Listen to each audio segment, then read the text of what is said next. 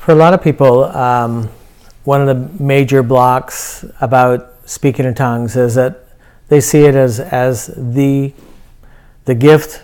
1 Corinthians 12, it's mentioned twice as a gift.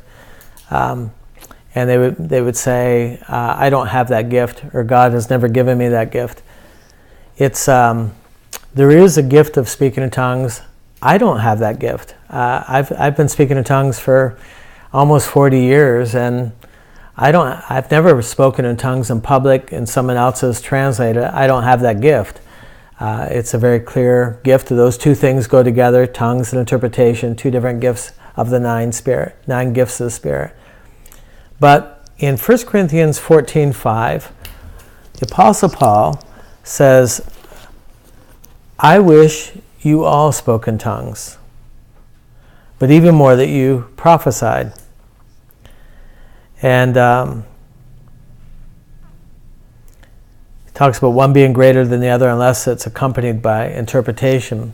But it almost sounds like a contradiction. If he believed that not everybody has the gift of the Spirit, he says, do all speak in tongues? And the answer is clearly no. It's a rhetorical question. There's only one answer.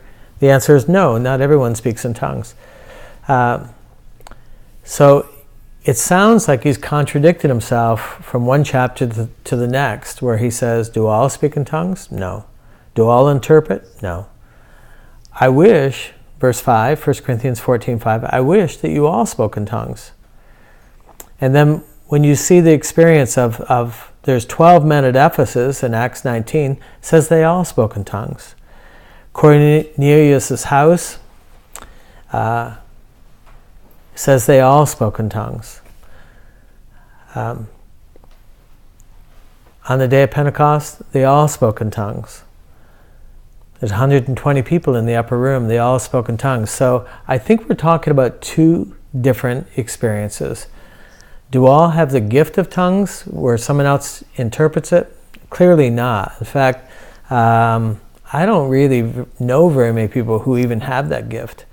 It's becoming more rare for some reason. Yet,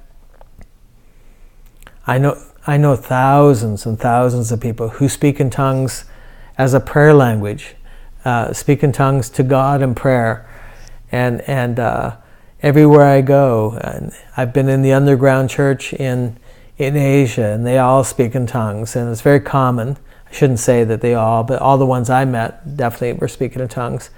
Go behind the Iron Curtain and get there and find believers, and they all speak in tongues, but they don't publicly speak in tongues, and someone else translates it. So I think something's lost in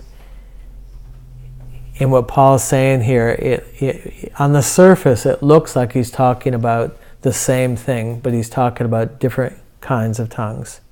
Amen?